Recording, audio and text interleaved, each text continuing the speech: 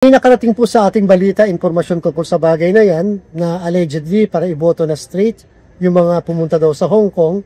Pero alam nyo, yan po ikinakailangan i-verify mabuti sapagkat mahirap, baka tayo makuryente, baka yan fake news. Napakahirap ng misinformation at saka disinformation sa kasalukuyan. Siyempre kapag ka namimigay ka ng ganung amount, sinasabi 200 Hong Kong dollars, hindi naman pwedeng makaligtas yung sa kaalaman ng lahat, lalo na yung mga hindi pumunta halimbawa doon. So tingnan natin kung ano ang katotohanan niyan. Pero again, at this point, ito ay raw information. Wala pa itong kredibilidad at sa kasalukuyan ito ay tinuturing pa rin natin na fake news. Pero pinapa-verify tama. Yes po, tayo po nakikipag-communicate na sa ating konsulada sa Hong Kong upang makakuha din ng mga balita tungkol dyan sa bagay na yan.